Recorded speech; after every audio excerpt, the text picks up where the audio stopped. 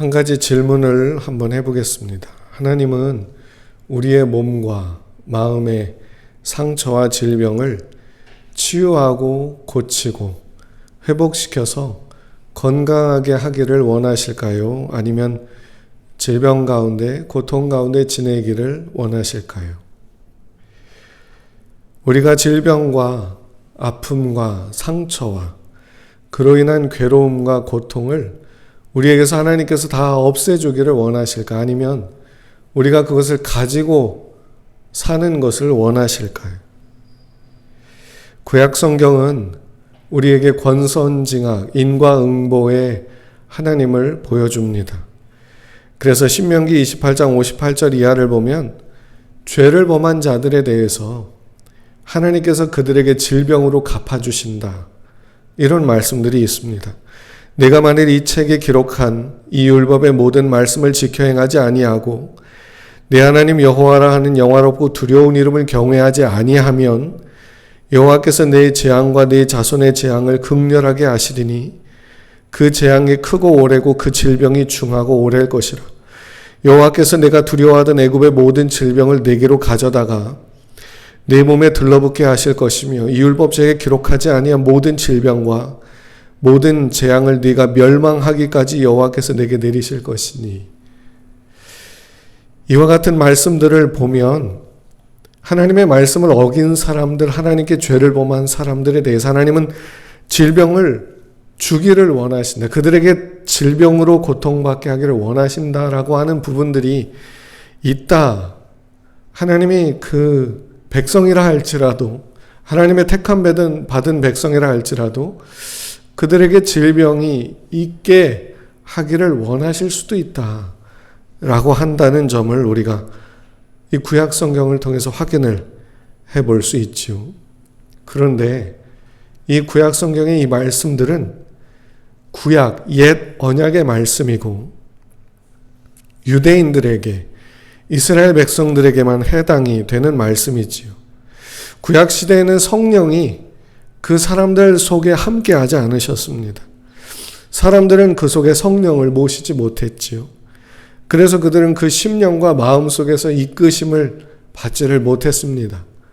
그래서 그들은 눈에 보이고 몸에 겪어지는 그런 것들을 통해서 인도를 받아야 됐지요.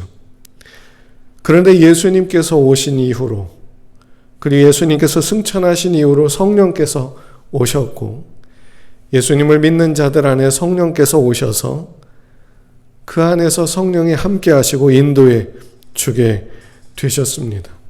그리고 예수님께서도 성령으로 충만케 함을 입어서 사역을 하셨는데 예수님께서 하신 사역이 세 가지 사역이지요. 마태복음 4장 23절부터 24절을 보면 예수께서 온 갈릴리에 두루 다니사 그들의 회당에서 가르치시며 천국 복음을 전파하시며 백성 중에 모든 병과 모든 약한 것을 고치시니 그의 소문이 온 수리아에 퍼진지라. 사람들이 모든 앓는 자 곧 각종 병에 걸려서 고통당하는 자, 귀신 들린 자, 간질하는 자, 중풍병자들을 데려오니 그들을 고치시더라. 하나님께서 구약시대에 사사를 보내고 왕을 세우고 선지자와 예언자들을 보내서 그 백성들이 범하면 질병을 주고 그들에게 벌을 하셨지만 그들로 하여금 돌이키게 하셔서 그것으로부터 낫게 하려고 하셨지요. 하지만 구약시대의 백성들은 질병과 죄와 욕망과 그들의 죄성에 붙들려서 끝내 하나님께로 온전히 돌아오지 못했지요. 그래서 예수님께서 오셨고 예수님께서 그를 믿는 자들을 다 살려내기로 하셨습니다. 그래서 예수님은 세 가지 사역을 하세요. 가르치고 전파하고 고치는 일을 하셨습니다.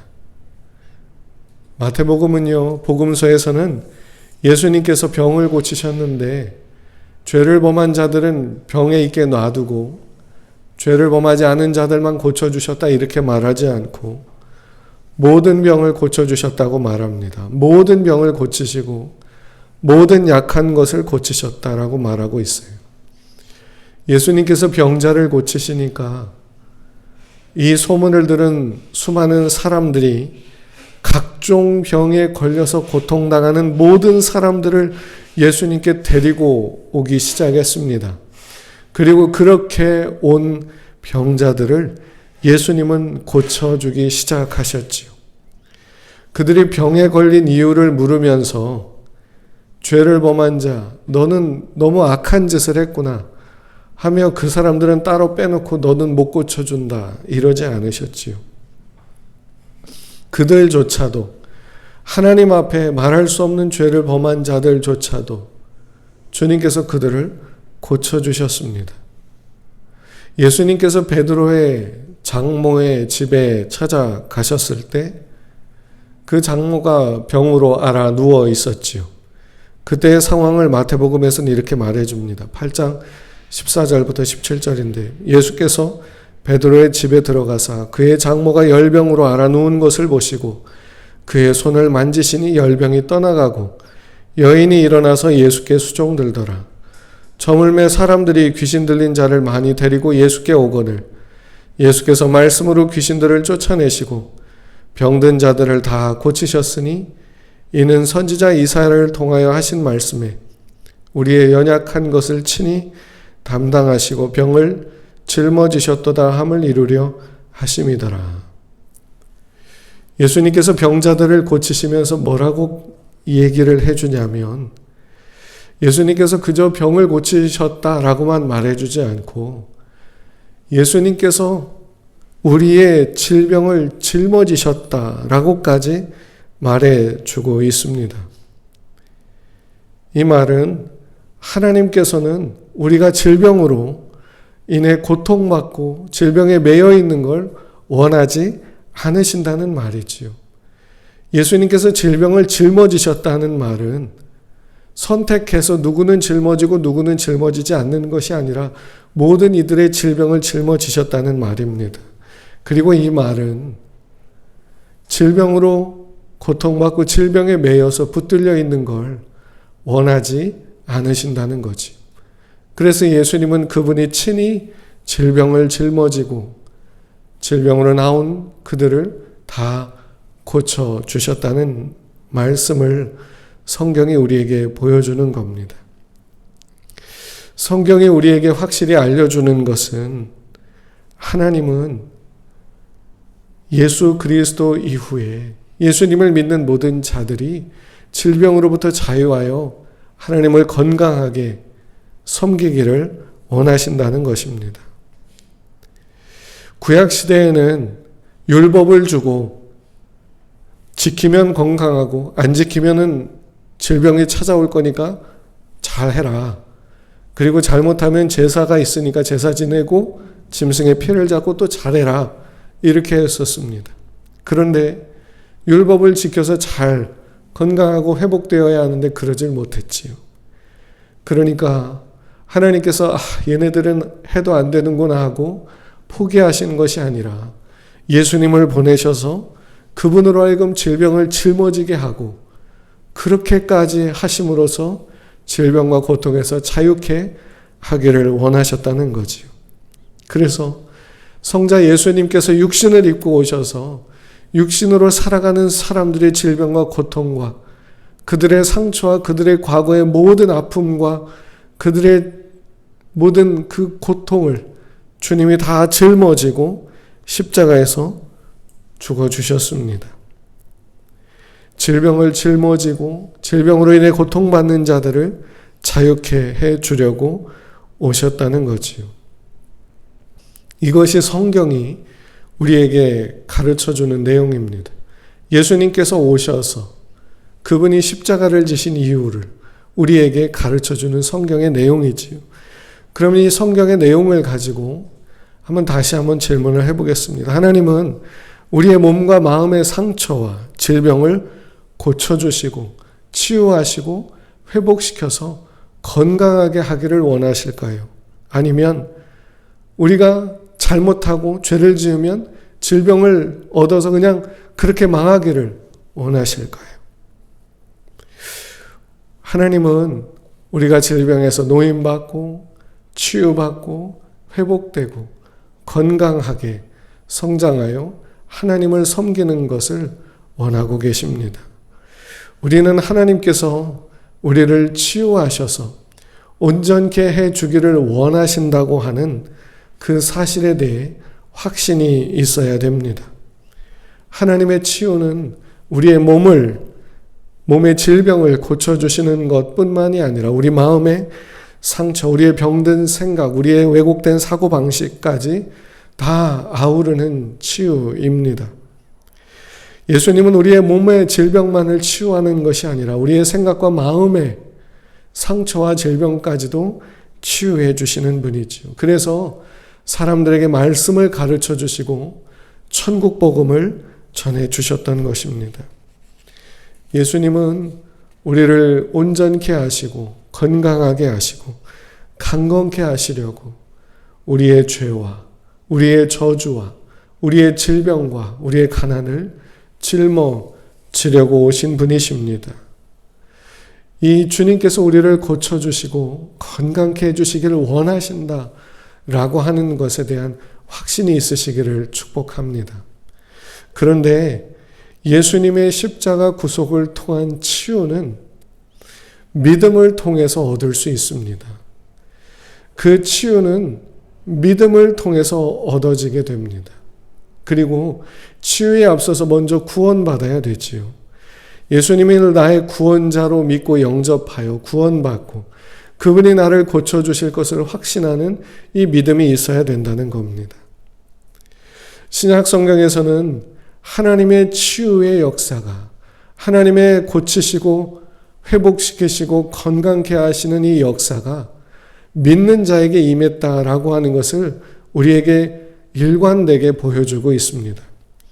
한 백부장에게 중풍병에 걸린 하인이 있었지요. 이 백부장이 가버나움에 있던 예수님을 찾아갔고 예수님께 자기 하인을 고쳐달라고 부탁을 합니다. 예수님께서 너의 집에 가서 내가 고쳐주겠다라고 말하자 예수님께서 그렇게 말씀하시자 이 백부장이 아유 됐다고 괜찮다고 하면서 이렇게 말하지요. 주여 내 집에 들어오심을 나는 감당하지 못하겠사오니 다만 말씀으로만 하옵소서. 그러면 내 한이 낫겠사옵나이다. 나도 남의 수하에 있는 사람이요 내 아래에도 군사가 있으니 이더러 가라 하면 가고 저더러 오라 하면 오고 내 종도로 이것을 하라 하면 하나이다. 그러니까 말씀만 해주시면 나을 테니까 말씀만 해달라는 거지요. 말씀만 해주셔도 낫겠다는 믿음이 있었다는 겁니다. 이 말씀을 들으신 예수님께서 내가 이스라엘 중에서 이만한 믿음, 이렇게 큰 믿음을 가진 사람을 보지 못했다라고 하면서 백부장에게 이렇게 말씀하십니다. 네가 믿은 대로 될지어다. 또 12해를 혈루증으로 앓고 있던 한 여인이 예수님께 대한 소문을 듣고 예수님을 찾아갔습니다. 찾아가서 고쳐달라고 부탁하려고 한 거죠. 그런데 수많은 사람들의 예수님이 에워싸여 있었고 자기는 혈루증을 앓고 있던 그 병을 가지고 있던 상황이었기에 함부로 밖에 다닐 수가 없었지요. 그래서 예수님을 멀찌감치 계속 지켜보고 있었습니다. 그런데 계속 그렇게 있을 수만은 없었던 이 여인은 그래 내가 예수님을 만나서 말씀은 드리지 못할지라도 내가 그 손에 옷자락만 이렇게 만져도 나는 나을 거야 라고 혼잣말을 하기 시작했습니다. 그리고는 가서 예수님의 옷자락이라도 만져야 되겠다.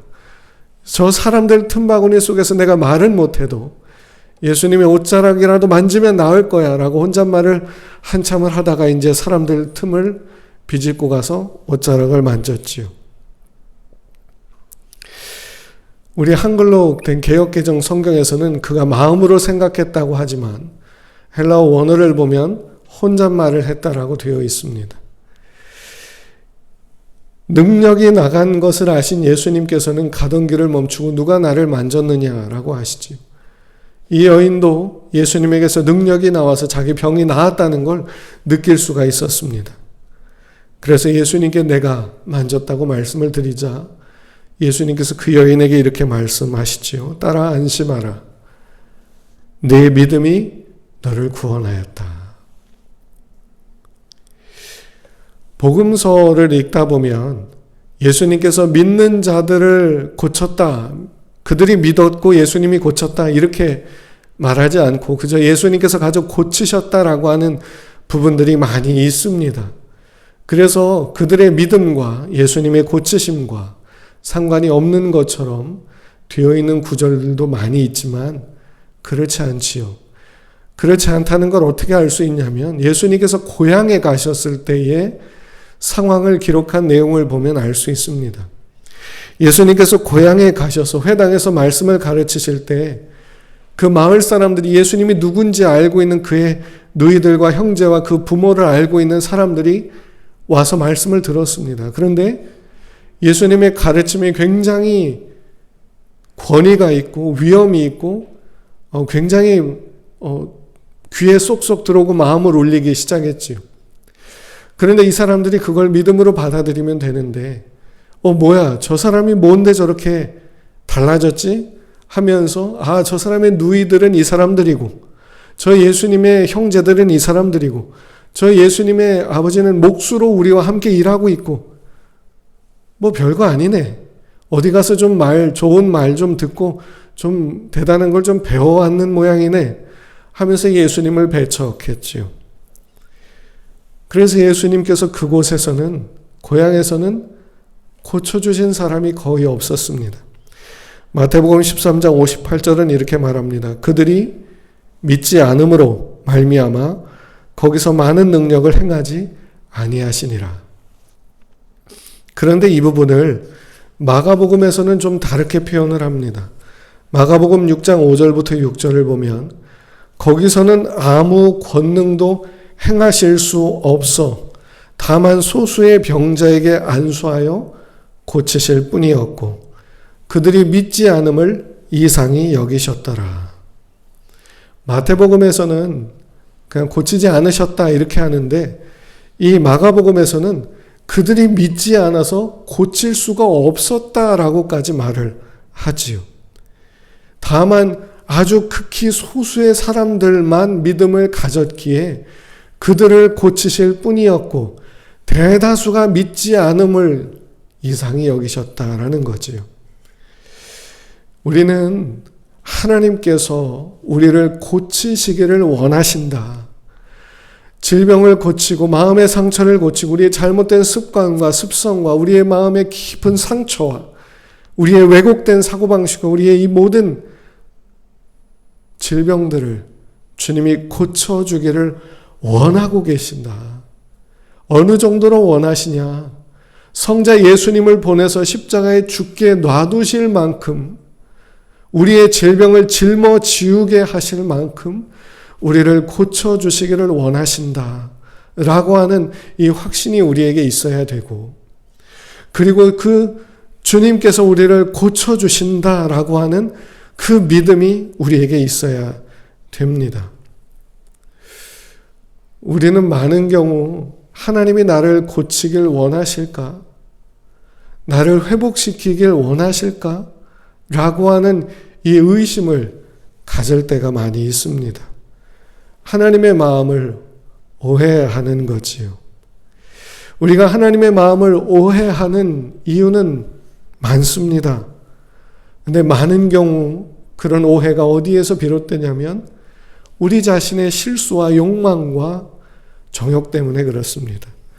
하나님의 말씀을 듣고도 하나님의 말씀대로 살아야 됨을 알고도 우리의 실수와 우리의 욕망과 우리 자신의 그 욕심과 내 자신의 그런 습성과 습관과 그런 것들로 인해서 하나님의 말씀대로 온전히 순종하지 못하는 모습들, 죄와 허물들, 내가 잘못 살아왔던 과거의 그 모든 삶들, 잘못 선택했던 일들, 우리의 오해와 잘못된 사고방식으로 인해서 잘못 반응해 왔던 것들, 우리를 묶고 있는 이 단단한 삶의 굴레에서 벗어날 수 없는 그 답답한 상황들, 그리고 노력하고 열심히 잘 해보려고 하는데도 달라지지 않는 현실들.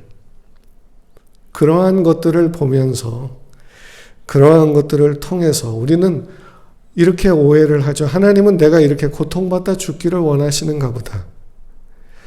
내가 하나님 앞에 뭔가 그렇게 크게 잘못을 해서 하나님이 나로 이렇게 고통을 받게 하려 하시는가 보다. 하나님께서 나로 이렇게 아프게 하시는 까닭이 거기에 있나 보다. 내가 이렇게 고통을 받고 괴로워하고 아파하며 통증과 이 고통과 괴로움과 번민과 이 감당할 수 없는 아픔 속에서 내가 정신 차리게 되기를 원하시는가 보다. 그런데 내가 아직 정신을 못 차렸나 보다. 그래서 내가 더 정신을 차리게 하시려고 하나님은 나를 이 질병 가운데 더 굴리시는가 보다. 여러분, 이러한 생각이 오해고 잘못된 생각임을 알아야 됩니다. 구약시대에는 맞았어요. 신명기 시대엔 신명기 말씀을 보면 이게 어느 정도 맞았어요. 그런데 예수님께서 오셔서 무슨 일을 하셨습니까? 모든 병자를 고치고 모든 약한 것을 짊어지고 모든 질병을 그분이 담당하셨다고 말하고 있지요. 주님은 우리를 고쳐주기를 원하십니다. 깨달았다면 우리가 제대로 잘못을 다 원상복귀시키고 우리가 모든 걸 다 회복하고 모든 걸 우리가 스스로 다 잘한 다음에 고쳐주시는 게 아니라 예수님이 나를 고쳐주시는 분이라는 걸 알았다면 그 즉시 고침받을 수 있다는 겁니다. 그리고 그걸 믿을 수 있다는 거죠. 믿어도 된다는 거지요. 믿어야 하고 믿어도 좋다는 겁니다. 오히려 우리가 믿는 것을 하나님은 기뻐하신다는 거지요. 사도행전 10장 38절을 보면 하나님이 나사렛 예수에게 성령과 능력을 기름 붓듯 하셨음에 그가 두루 다니시며 선한 일을 행하시고 마귀에게 놀린 모든 사람을 고치셨으니 이는 하나님이 함께 하셨음이라. 예수님께서 계실 때에 성령의 충만함을 받아서 모든 마귀에게 눌린 모든 사람을 고치셨다고 말씀하고 있습니다.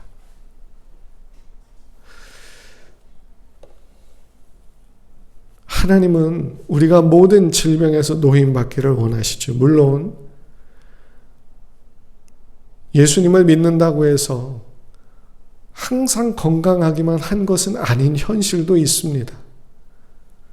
말할 수 없는 질병이 있어야 되는 경우도 있습니다. 그건 아주 예외적인 경우고 하나님께서 그 사람과의 관계 속에서 그로 알게 하시는 경우가 있지만 다 그렇지 않습니다.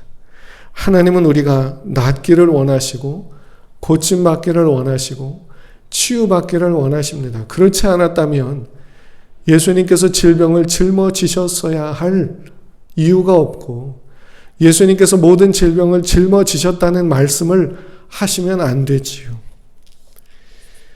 우리는 주님께서 우리를 고쳐주기를 원하신다는 것을 확신할 뿐만 아니라 그것을 믿어야 합니다. 그런데 이 믿음이라고 하는 거, 이제 여기가 또 우리가 걸리는 부분이지요. 그저 마음으로 한번 굳게 믿으면 나아야 되는가? 그러지 않습니다. 왜냐하면 믿음도 자라야 하기 때문이지요. 믿음은 하나님께서 우리를 고쳐주기를 원하시고 고쳐주셨음을 아는 겁니다. 예수님의 십자가 대속을 통해서 우리의 질병을 짊어지셨고 우리에게 건강과 자유함을 주셨다는 것을 아는 거지요. 그것을 계속해서 아는 겁니다. 믿음은 어떤 우리의 결단과 각오 이런 것이 아니고 막 악을 쓰는 그런 게 아니라 주님이 우리에게 치유함을 주셨다는 걸 지속적으로 아는 겁니다. 그런데 이건 우리가 임의적으로 한다고 해서 되어지지는 않는 것 같습니다. 우리의 믿음은 하나님의 말씀을 먹고 읽고 묵상하고 그걸 내 안에 먹고 섭취함으로 우리의 믿음이 자라서 그 믿음으로 인해서 그거를 알게 되어져야 하지요. 성경은요, 우리에게 믿음에 대해서 큰 믿음과 작은 믿음이 있다는 걸 보여주고 있어요. 큰 믿음도 믿음은 믿음이고 작은 믿음도 믿음입니다. 그런데 작은 믿음에는 하나님의 역사가 없어요. 큰 믿음에만 있습니다. 베드로가 배를 타고 무리를 이렇게 갈 때 예수님께서 무리 위로 걸어오셨습니다. 예수님을 본 베드로가 예수님 나로 명하여 나도 무리를 걷게 해주십시오. 예수님이 오라. 그래서 베드로가 무리를 뛰어내리죠. 그런데 무리로 뛰어내렸으니까 풍덩하고 물속으로 빠져야 되는데 땅바닥을 디디는 것처럼 무리에 탁 착지를 했어요. 그리고 예수님이 저만큼 서 계시니까 예수님께로 가까이 걸어가요. 그런데 바람이 엄청 세게 불고 있었거든요. 파도도 장난이 아니고 어둑어둑한 밤중에 그 바람 소리가 휙 하고 들리는데 베드로가 무서워졌어요. 무서워지니까 갑자기 물속에 푸쑥 하고 몸이 들어가 버려요. 그러면서 막 물속에서 허우적거리면서 예수님께 소리를 지르니까 예수님이 베드로의 손을 잡고 끌어올리면서 이렇게 말씀하지요. 믿음이 작은 자여, 왜 의심하였느냐? 그러니까 베드로가 무리를 걸을 때만 해도 믿음이 컸다는 거예요. 그런데 의심이 들어와 믿음이 작아지니까 하나님의 역사가 사라지고 빠져버리고 말았다는 거지요. 작은 믿음에는 하나님의 역사가 사라진다는 겁니다. 귀신 들린 딸을 두고 있던 한 가나안 여인이 예수님께 찾아와서 자기 딸을 고쳐달라고 부탁을 합니다. 그런데 예수님이 거절해요. 이스라엘 집에 잃어버린 양 외에는 내가 보냄을 받지 않았다. 너는 이방인이니까 안 된다. 거절을 해요. 그래도 예수님께 이 여인이 부탁을 합니다. 그러니까 예수님이 또 거절을 해요. 자녀의 떡을 취하여 개들에게 주는 것이 마땅치 않다. 이게 무슨 말이에요? 내가 이스라엘 백성들에게 줄 떡을 개와 같은 너에게 줄 수가 없다라는 얘기 아닙니까? 그 여인을 개 취급을 했어요. 그런데 이 여인이 뭐라고 합니까? 개들도 주인의 상에서 떨어지는 부스러기는 먹지 않습니까? 예수님 그분이 거절하는데도 그 앞에 꿋꿋이 서서 당신은 내 딸을 고쳐주실 걸 나는 믿습니다라고 그 믿음을 보여주는 거지요. 그러니까 예수님이 내 믿음이 크도다. 내 믿음대로 내 소원대로 될지어다. 이게 큰 믿음이지요. 하나님의 치유의 역사, 구원의 역사, 회복의 역사는 큰 믿음을 가진 자에게 역사되고 작은 믿음에서는 역사되지 않습니다. 근데 작은 믿음도 믿음은 믿음이라는 거지요. 주님께서 고쳐주실 걸 어느 정도 아는 믿음이라는 거예요. 그런데 이게 큰 믿음으로 자라고 성장하고 커져야 된다는 거지요. 우리를 고쳐주시길 원하시고 너무나도 원하시는 그 하나님의 치유의 은혜를 얻기 위해선 우리의 믿음이 커져야 됩니다. 그러면 우리의 믿음이 어떻게 하면 커질 수 있을까? 오늘 우리가 읽은 본문의 말씀이 어떻게 우리의 믿음이 커지는지를 보여주고 있어요. 오늘 본문을 다시 한번 보겠습니다. 내 아들아, 내 말에 주의하며 내가 말하는 것에 네 귀를 기울이라. 그것을 네 눈에서 떠나게 하지 말며 네 마음속에 지키라. 그것은 얻는 자에게 생명이 되며 그의 온 육체의 건강이 됨이니라. 아멘.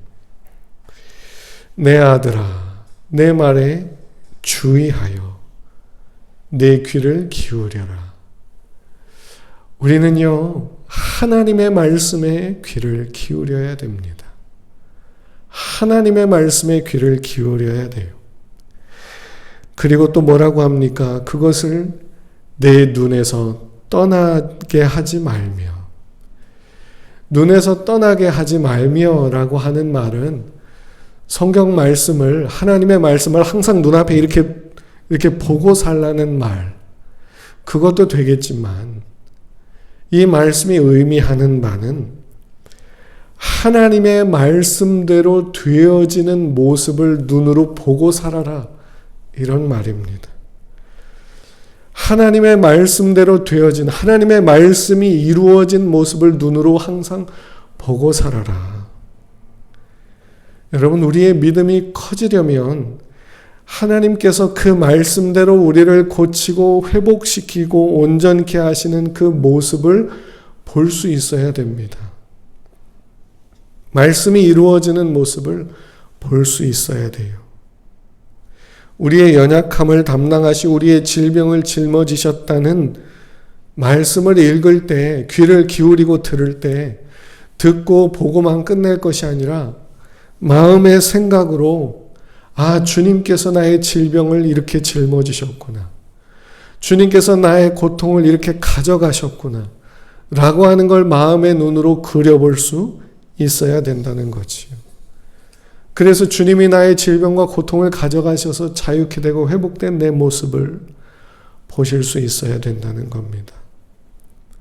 만일 우리가 우리의 질병과 아픔이 없는 우리의 모습을 그려볼 수 없다면, 건강하게 회복된 우리 모습, 그래서 하나님을 섬기고 살아가는 모습을 볼 수 없다면 우리의 눈에서 그 말씀이 떠나갔다는 말이 될 것입니다.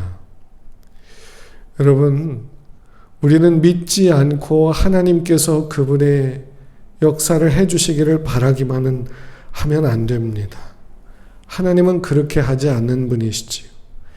하나님께서 아무리 우리가 낫기를 원하시고 우리가 회복되고 온전케 되고 건강하게 되고 주님의 뜻대로 바로 잡히게 되어서 하나님을 정말로 마음을 다해 섬기기를 원하고 계신다 할지라도 우리가 믿지 않으면, 우리가 우리의 할 일을 하지 않으면 하나님도 그렇게 하실 수가 없다라고 하는 것을 우리가 생각해 볼 수 있어야 됩니다.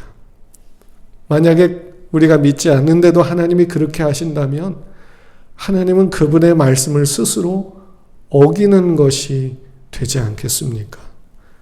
하지만 성경은 하나님은 거짓말을 하실 수 없고 한번 하신 말씀은 번복하지 않으신다고 말해주고 있습니다.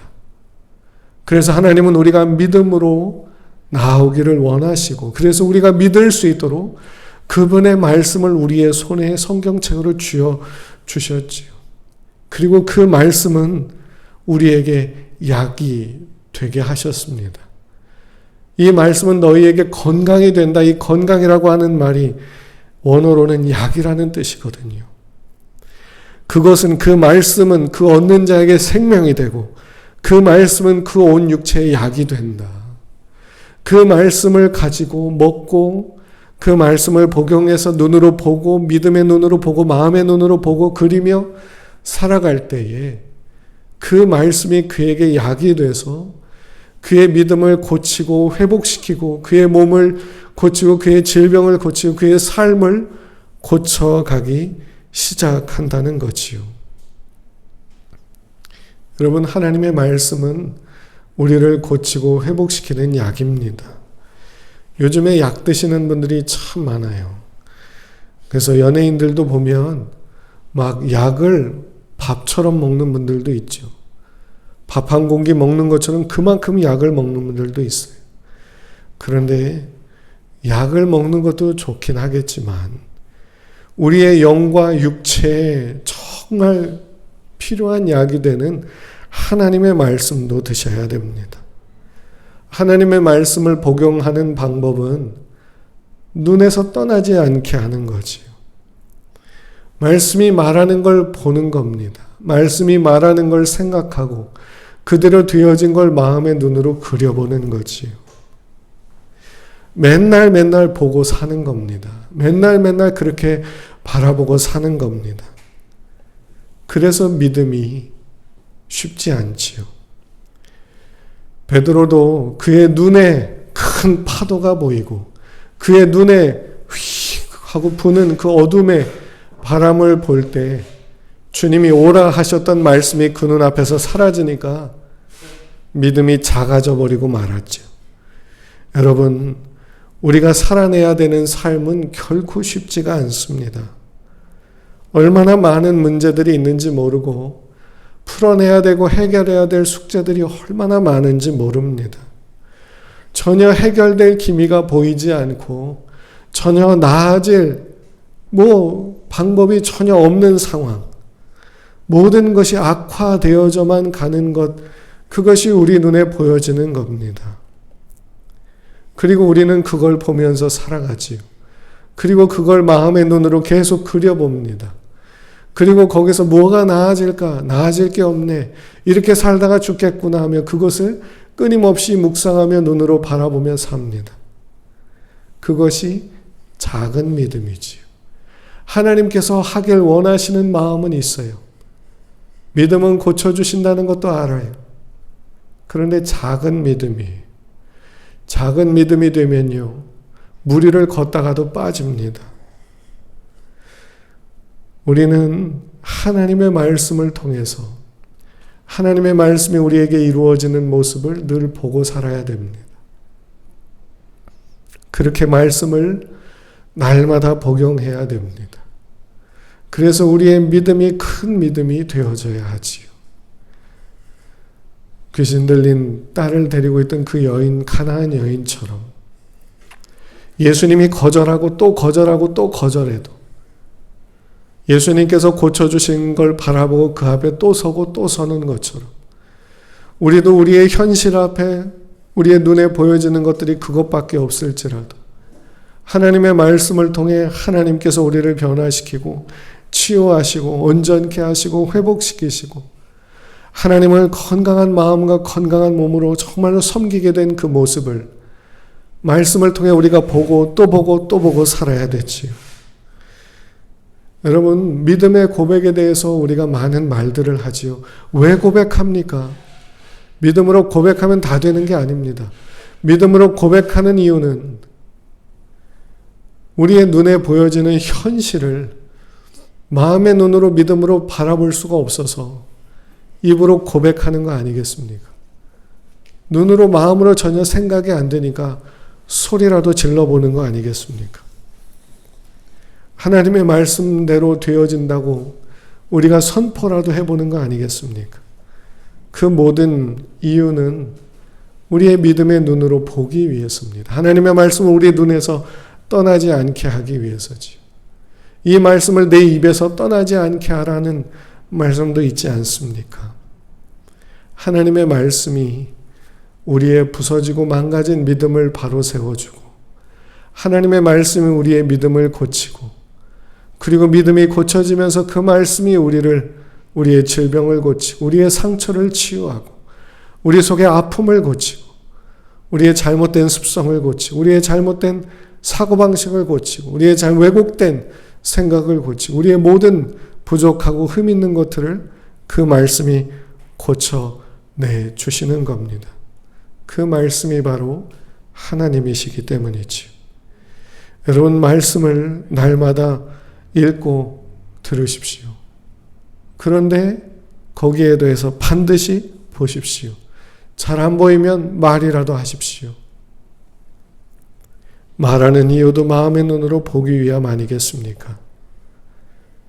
하나님의 말씀대로 되어지는 모습을 그 말씀을 들을 때마다 읽고 묵상할 때마다 그 말씀을 생각할 때마다 그저 눈으로 보고 끝내고 귀로 듣고 끝내고 새벽 예배 드렸네, 말씀 읽었네, 오늘 몇 장 읽었네 체크하는 것으로 끝내지 말고 하나님의 말씀이 내 눈앞에 항상 있어서 그 말씀대로 되어지는 나의 모습, 그 말씀대로 되어지는 우리의 모습을 보고 그리며 사는 우리가 되어야 할 줄로 믿습니다.